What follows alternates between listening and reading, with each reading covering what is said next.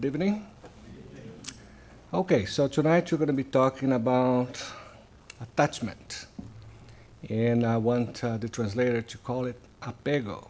And this is based on, as people ask me what you're going to talk about. And I guess the impression that I got to is that apego is something that we all refer to, but we never really give it really enough thought, enough analysis, and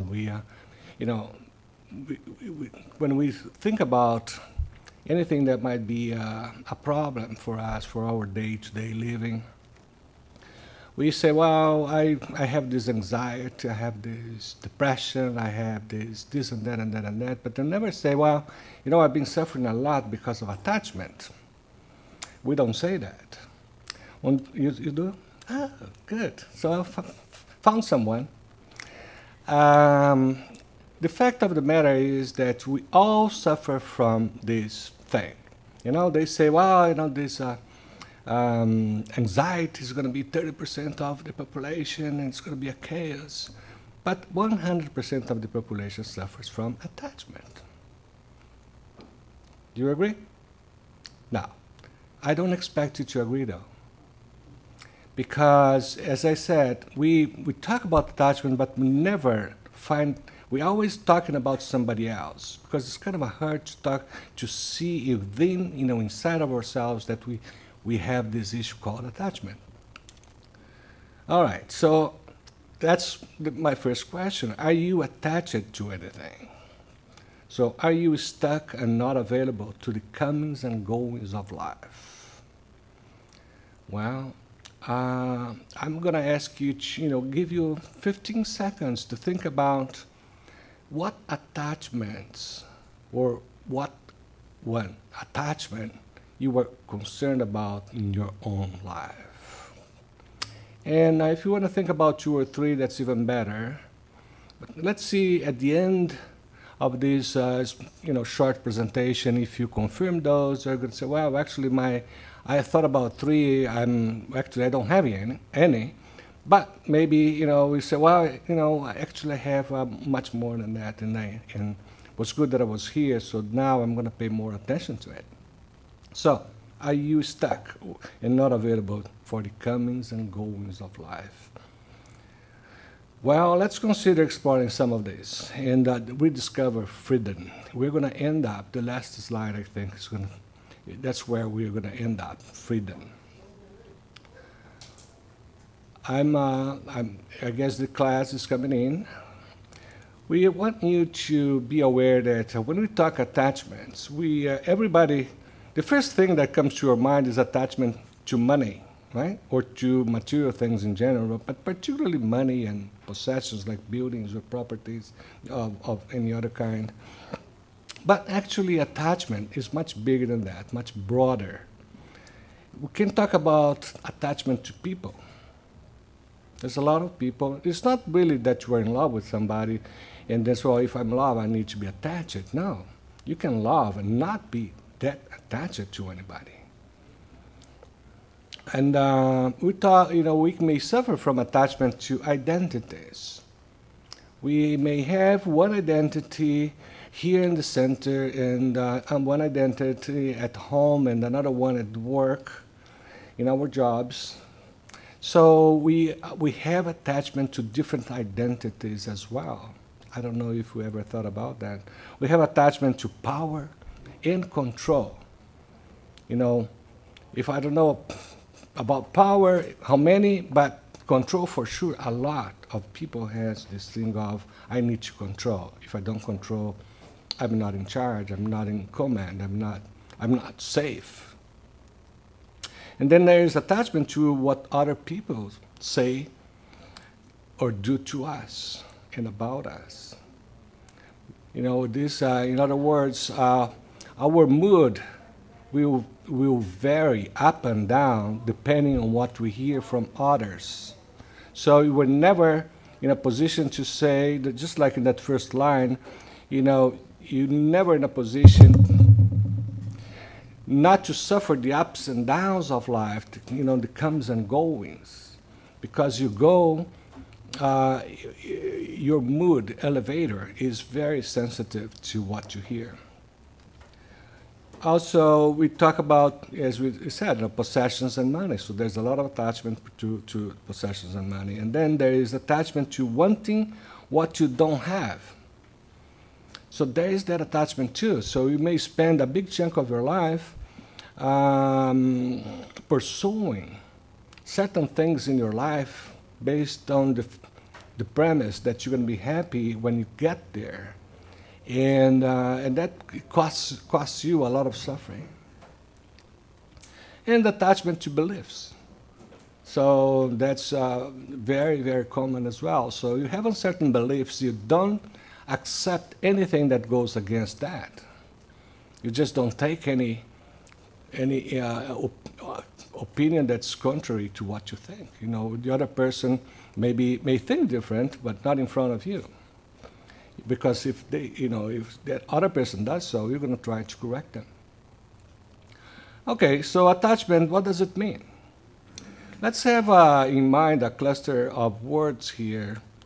Attachment, desire, clinging. You know, when you are so close to or adhered to something. You know, if you can imagine here a wet page of periodic, a newspaper gluing, you know, remember what, wet, how it glues to a glass window, that's clinging. So it's, you know, it's that glued. And grasping, which is power hungry. So we need to have power. So those are all things in the same cluster as we discuss attachment, which is holding on to things in an effort to find happiness and comfort. That's why we have attachment. And that's why we all have attachment, because we're all here looking for happiness, for comfort, for satisfaction, for hopefully a somewhat easy life.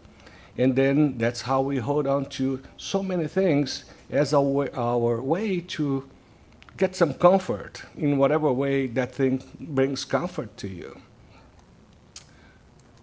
So we cling to things that give us joy, but also because we are not, we are afraid to let go. So it's very common that you are so comfortable in a given situation, attached to something, particularly, could be a person, could be a car, could be your job, could be whatever. You're so comfortable there that although it's not good for you, but you get that attachment, say, I cannot leave it, or leave him, leave her, or live it, because you are afraid of, confronting a world outside there, and that you're not prepared for.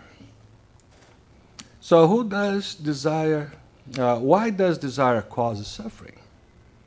So attachment causes suffering. Let's say it's because of this loss. Loss is inevitable.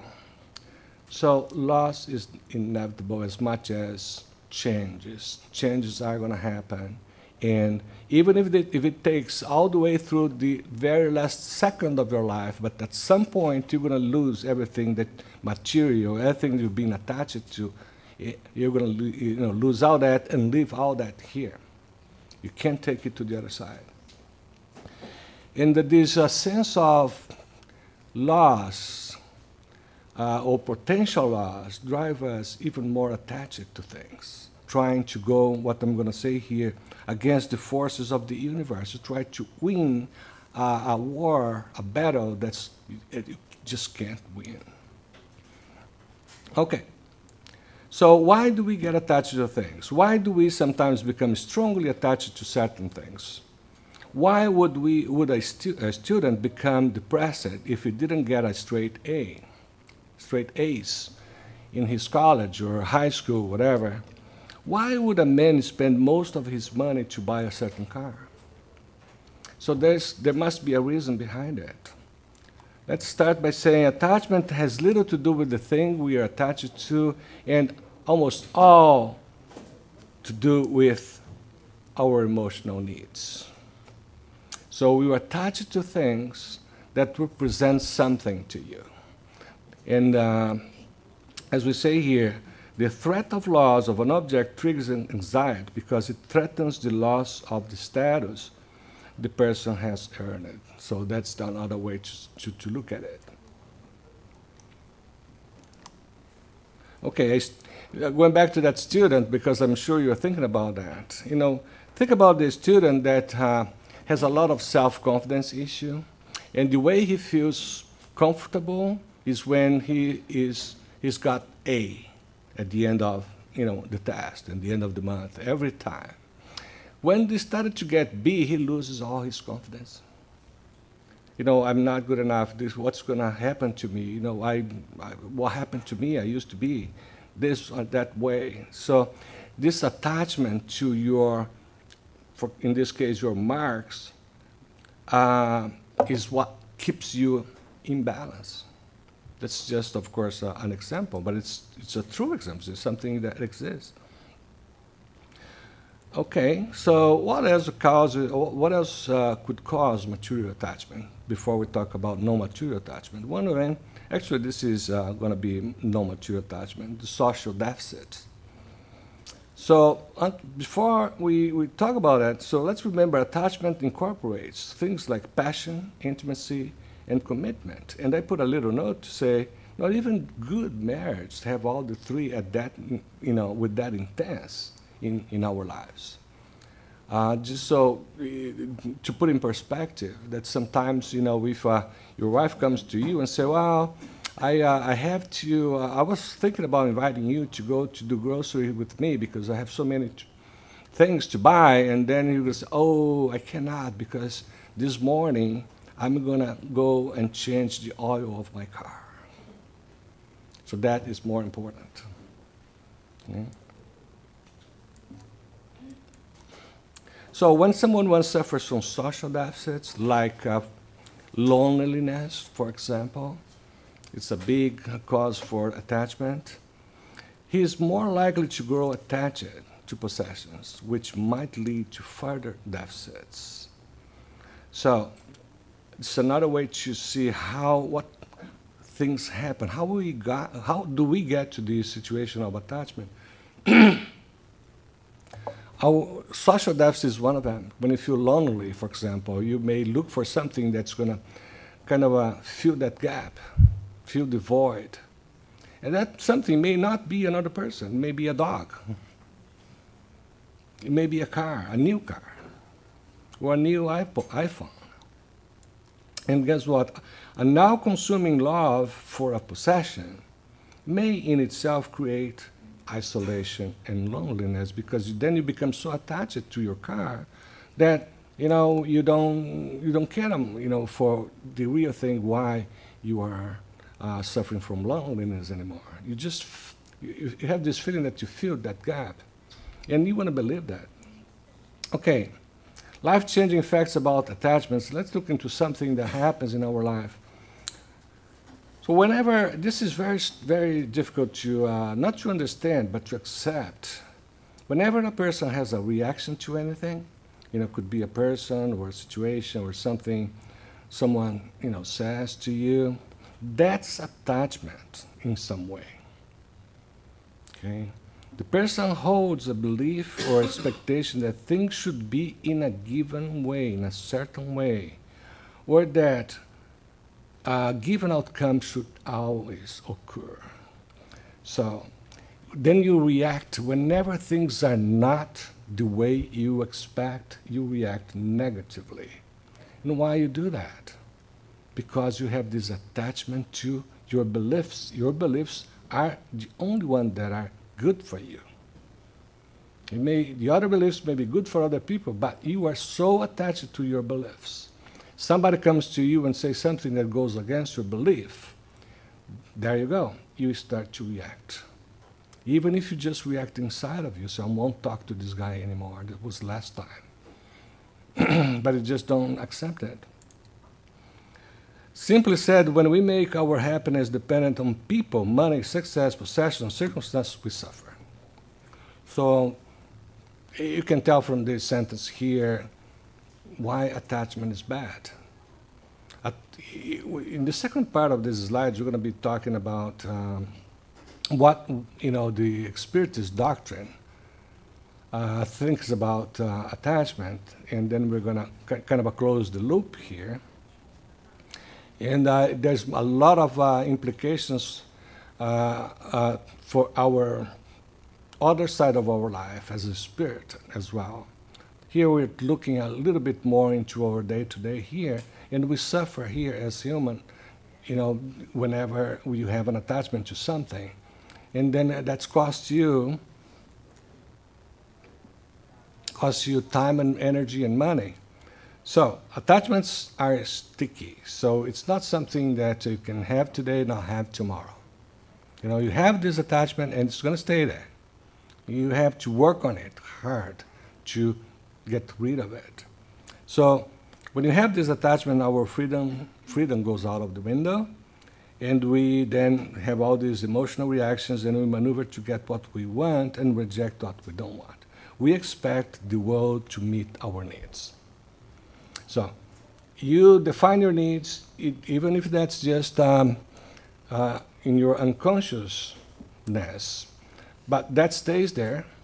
And through your ego, you just don't expect anything else than what you expect normally. So again, it creates a situation where given the diversity of this world and the different level of people we meet every day, of all different spiritual development level, intellectual development level. So if you are attached to your beliefs and not open to any other, then your life becomes very difficult. There are no natural attachments. Okay, when you are worried about something, that means that you're tightly attached to how we want things to be. We already discussed about that. But you are concerned about the outcome of something because there is only one outcome that is good for you. When we are frustrated with someone, what does that mean? It's because we are attached to how we want people to be. So we get frustrated because we project a certain thing. So I expect him to come and be grateful, or give me this, or do me that favor, do this for me. And that person doesn't do it. You get frustrated because he didn't meet your expectations. But the fact of the matter is, you were closet. There's only one outcome that would be acceptable for you. Again, as we're talking here, of course, what's natural to happen is you are trying to understand in your own life, or perhaps looking for situations where you may have lived something close to that.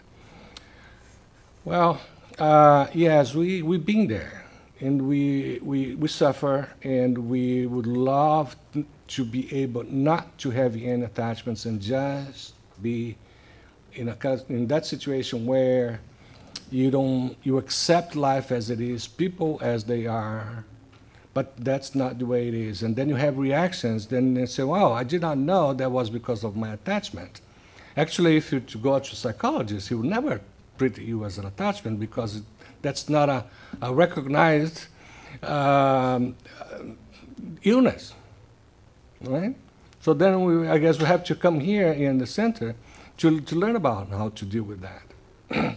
You gave and say, well, you were narcissistic. That's most likely what they're going to say. Well, when you procrastinate, it's because you are attached to an easy way of life. Again, certain things are difficult for us to really accept, right?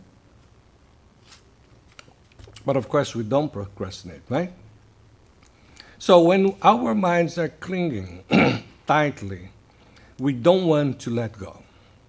When we are really attached to something, you don't want that to go. So we really, really want things to be done our way. Does that make sense to everybody? Okay. I'm not talking about you, I'm talking about the other people outside there. But we have to take the word to them, right? Okay. How easily do we get attached to things? Here's an interesting, just a quick example here. So physical contact with a material object has the power to form an emotional attachment with that object. Right? And it was not too long ago when we said, we're not going to have, we had our dog, he died 10 years ago, and said, we're not going to have any dogs anymore, too old, for dogs. And then comes this lady and says, look at this here, I need to find a new home for it. And he stayed, for a few, maybe for 15 minutes at home, and he's there, still there. So we loved him. So, okay, we just created a new attachment. But look at this, a study done by the Journal of Judgment and Decision Making. People who held a mug for 30 seconds before making an offer for it in an auction paid 83 cents more than those that held the mug for 10 seconds. This is a belief that objects are something more than a non-living material. So you hold something, okay, for a given more than X number of minutes, we start to create an attachment to that. That's when you do window shopping, what happens? So, wow, you were not even thinking about a new pair of shoes, right? But all of a sudden, you couldn't miss that one. Oh, that one, I've got to have that. That's how we develop attachment. Okay, what other causes for material attachment is the need of control. And that is something serious because we, at different levels, but I guess most of us have this thing that you have to have control. Maybe not at home, maybe only in the, your place of work, maybe just at the church or whatever, but we still have that need of control, particularly because if you don't have control, you have the fear of something going wrong. So you need to be prepared for that. So because material objects are not sensible beings, doesn't have conscience, doesn't speak, doesn't talk back to you, does not challenge you, such objects offer consumers relatively predictable and controllable, albeit one-sided relationships. So I have been telling my dog everything that I want. He never came back to me. So he's been acceptable. Very agreeing dog, so I'm happy with him. Therefore, those exhibiting these traits seem more susceptible to possession love. Possession love is attachment, right, to material things. So sometimes we actually develop certain attachment to things that will fill a gap as we avoid, as we discussed before. And if you are a person that needs to have control over whatever that is, a mug, a car, or a person, right? You were looking for that. That's the thing that's going to make you happy. And if that's an object, that's much easier for you to accomplish because objects just, won't do anything unless you do it to him. Attachment to things winds up costing the owner plenty in terms of time and money. So consumers give their time, energy, and other resources to foster their beloved possessions. I'll give you an example. So let's say you love your car, right? And you wash the car all the time. Make sure you're going to change the oil at the right time or before. And you buy new rugs because, you want the car to be happy, right? I guess. Okay. So that's what we do. We treat it as something more than non-living. But of course, the fear of losing that car drives you nuts. Because of different reasons, though. It's not the car. You have insurance, right? But that car represents something for you. So, attachment and renouncement. we frequently fear losing almost everything, from cars to whatever. And renouncing is an act of courage. So, well, guess what? For the next 30 days and 60 days, I'm not going to wash my car. Right? And then maybe I'm going to get used to it. It is so much easier to attach to things, people, ideas, than it is to detach to anything. You know, for you to attach to something, you can do it any time of day or night. To detach, maybe you're going to need some help. So you come here to study and to do fluid therapy and go to a psychologist because you can't detach from, it could be a person. So what do the Spirit's book tell us? On question 895, what you're going to find, the question is, apart from vices, which are easier to identify, which is the most characteristic imperfection in a person? Well, let's see the answer of the Spirits. Personal interests. Your personal interest. That includes all detachments. After talking a little bit about this, they go on, and the Spirits go on to say the attachment to material things constitutes a notorious sign of inferiority, because the more one clings to the goods of this world, the less does man understand his destiny. By not being attached to material things, on the contrary, man shows that he looks to a higher point in the future. So, attachment is to something here on earth, as we're going to see in the next few slides. Is not what we are here for, because we are here for develop ourselves spiritually, morally, and we are here to love each other, like in the first command, right? As we need all those material things. As we're going to see later on, though, there's nothing wrong owning a dog or a car. What you cannot do is be possessed by those things. Get wrapped up by that. So, in this letter from Paul to Timothy, love for money is at the root of evil. Some people in this situation distance themselves from faith and cause themselves to suffer lots of pain. I guess it's easy to understand. You know, the closer we are, or the more attached we are to the material world, more distant we are from the spiritual world. That's what he's saying. You know, we lose faith, or maybe we never had faith. But if you had, you know, your faith is not in the future, it's not in God, it's in the object you are attached to. And of course, that's painful, as we've been seeing so far. So the Spiritist doctrine follows the same line of thought as Paul. Selfishness is a characteristic of imperfection, and attachment to material things is a sign of inferiority. So it's the same thing, you know, 1800 years later, when the Spirit's book was written, versus when Paul wrote his letters, still the same. You know, the more materialistic we are, the less spiritualized we are.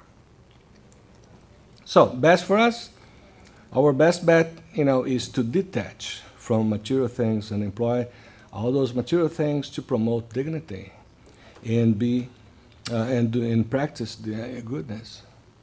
Again, keep in mind, there's nothing wrong. Actually, those that have versus those that don't. Those that have, they have it for a reason. It doesn't have to be just money. Could be some sort of expertise, could be some abilities, skills. Everything that we have is not ours, it's for us to share. So, what about de-incarnation? So, how do we relate attachment to the day we de-incarnate?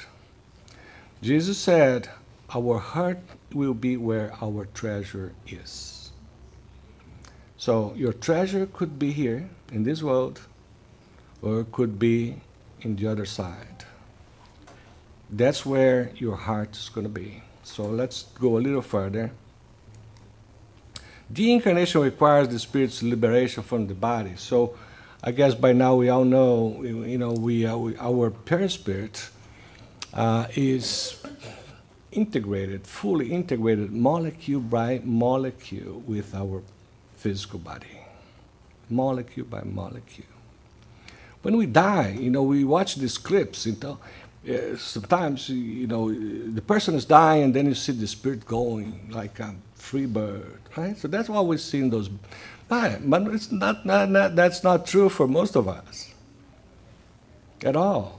It takes time for us to detach from the body. But it's going to take much more time for those that are not prepared for this. That's what we have here, next one. Depending on how tightly we are attached to material things, we will lock ourselves in our dead body long enough to see and feel its decomposition. So, you are so attached to this world and everything that you have in here, including family members, including just everything. You just can't accept death. You need to be here. You just don't accept it. And then, of course, the majority of the population does not have a good idea of life after death, right? So there's a lot of people say, well, everything ends the day I die. Those people will spend a lot of time just watching his body die, decomposing, and not even having a good sense of what's happening to me. My body is decomposing. There's a story from one of the books.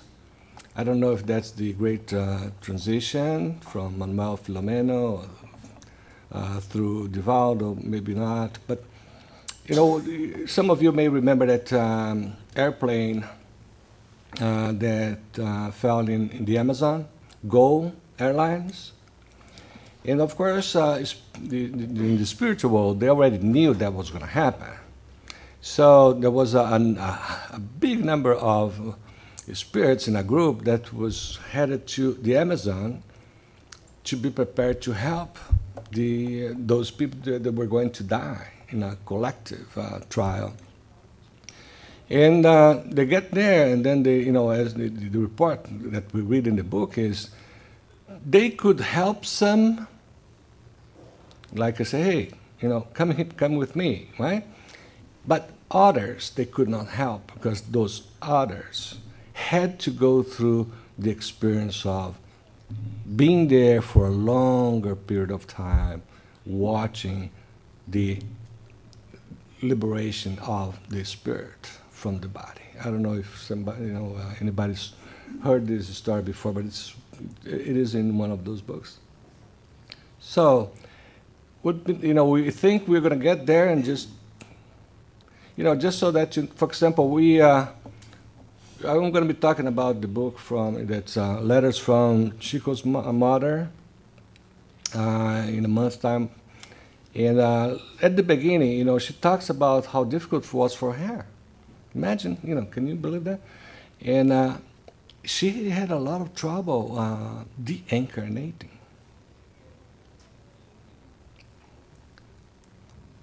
So the rich may suffer for his attachment for material things, while the poor may suffer for becoming a slave of the thing he doesn't have. Right? So then, he probably, he's too attached, his desire is so huge, and he's going to do all the right things to go to hell. Okay, we understand hell in Spiritist term, right? Attachment and spiritual development. So attachment is by now, I guess what we're seeing here is attachment is a huge obstacle to development. As Jesus said, all of those among yourselves who won't renounce to all of your possessions cannot be my disciple. And the same thing, but now, by Matthew, do away with all of your possessions and come and follow me. And you're going to find several other situations or reports in accounts in the gospel and other places about along those lines. If you really want to be with me, you can't be with the others, the material side. You cannot bring in all your stuff to heaven. Actually, the next one is a good one. Everybody knows, at least heard about, this particular chapter of our gospel that says it's not possible to serve both God and mammon.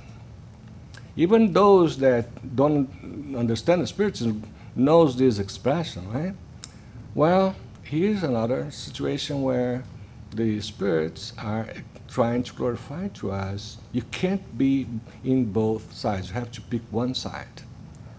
In the gospel, the first point says, no servant can serve two masters, because either he will hate the one and love the other, or else he will hold to the one and despise the other. You cannot serve both. It's there, according to Luke. And this is a citation of things said by Jesus. Okay, so it becomes very clear. And then the item number 2 of the same chapter says, a young person came to Jesus and asked God, good master, what good thing shall I do that I may have eternal life? And then Jesus first give him a little lecture about, I'm not the good master is my Father, and all of that. And then he goes on and say, if you want to be perfect, go and sell all that you have, give it to the poor, and you shall have a treasure in heaven. Well, the rest of the story is Jesus never saw that guy again. Well, that was 2,000 years ago. Maybe things change, right? I don't know. The day we shall just leave this world. What a day, huh? A man said, this is a story of a man who was a farmer, and then he had already a lot of possessions, but that particular year, he was so grateful, he was so enthusiastic, so happy, because his harvest was just phenomenal. Phenomenal, too much more than he could accommodate in his warehouses, in the barns. And then he says, I will demolish my barns and build bigger ones where I can put all my harvest and all my possessions. Then I'm going to tell to my soul, you may now rest for long years, eat, drink, have joy, have parties and all that stuff. Well, then comes this voice from God and saying, how foolish. Tonight your soul will be taken. How good it will be, all that you have accumulated. So, that's story of life. We don't know if we're going to be here tomorrow. I guess we just take for granted, right? So, yeah, I'm still young, so I'm going to be here tomorrow. Yeah, okay. But one day there won't be tomorrow. And you want to think about it. When I say you want to think about it, it's not to be scared, but it's to say, how do I prepare for that day? That's the only thing I'm saying. And it's never too early to start, never too late to start. So this is what happens to one that accumulates wealth for himself, but is not rich in the eyes of God. Because again, here, this is Luke. There's no problem having the biggest harvest ever. No problem. It's really that you are not possessed by that harvest.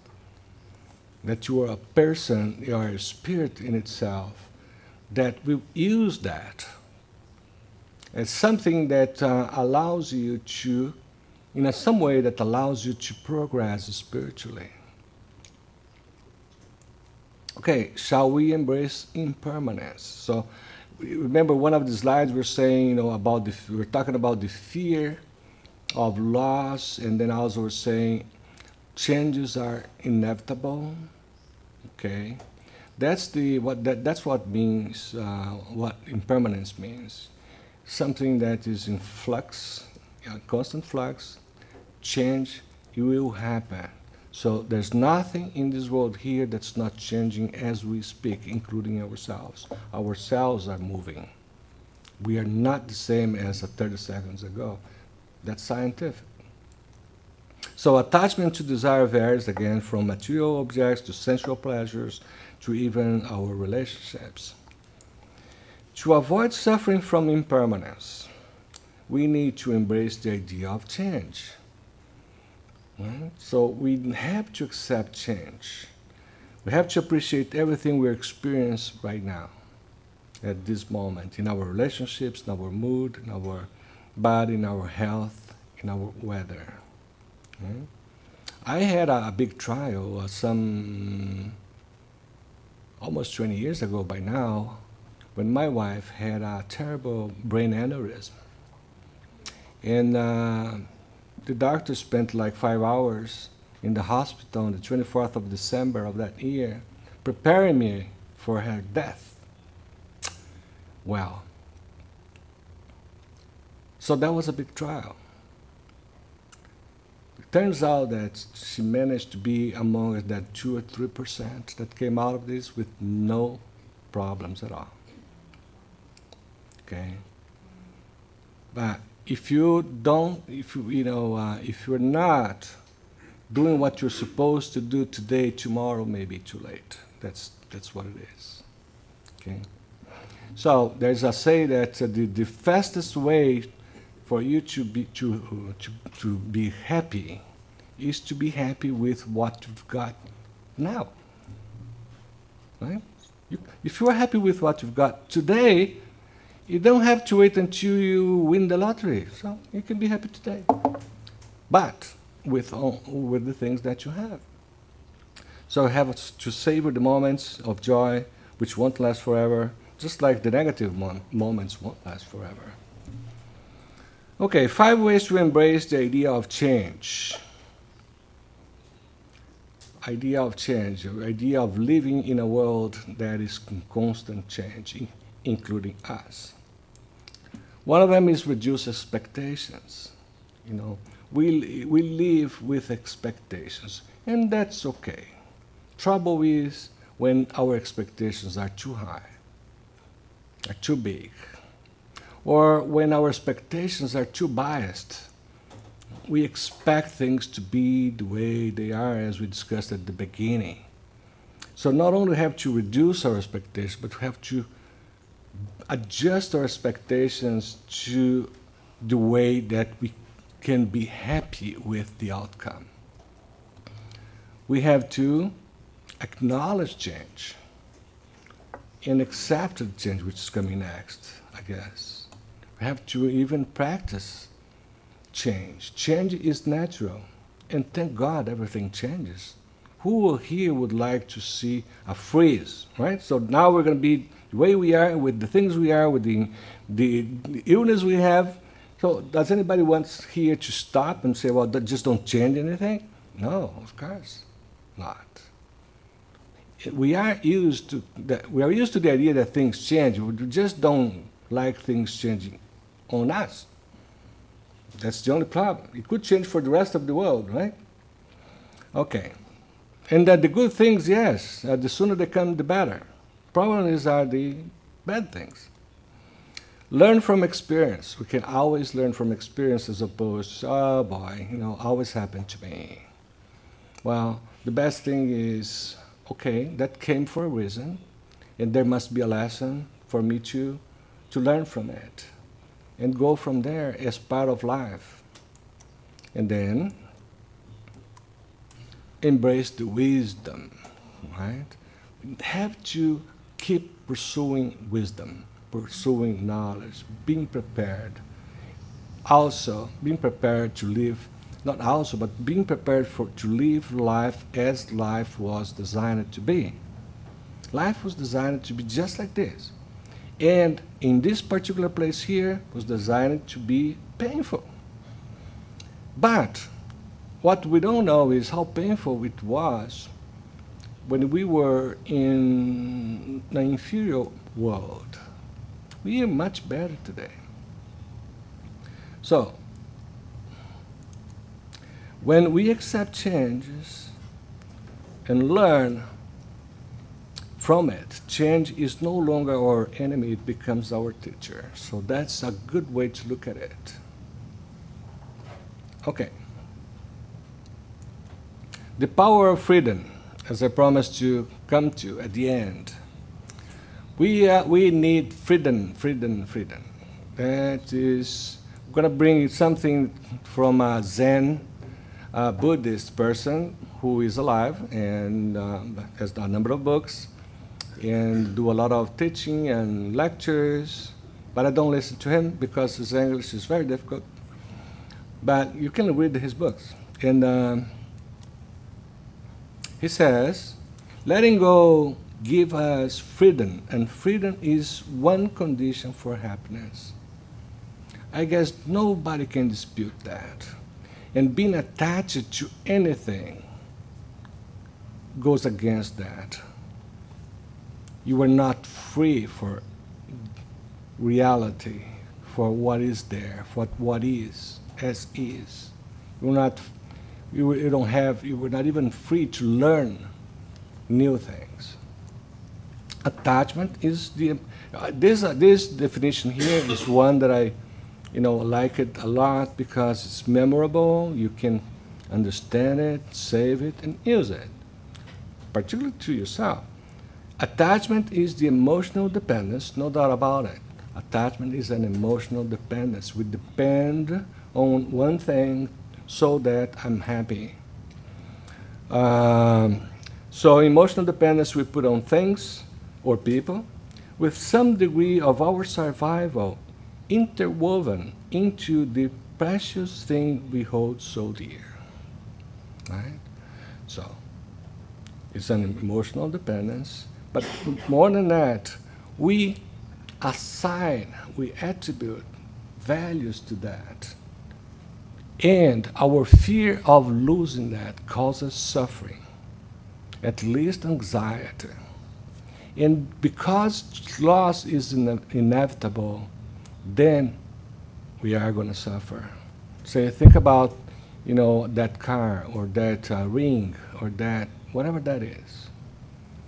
Or think about that last day of your life when you know it's time to go. And then what? It's going to come.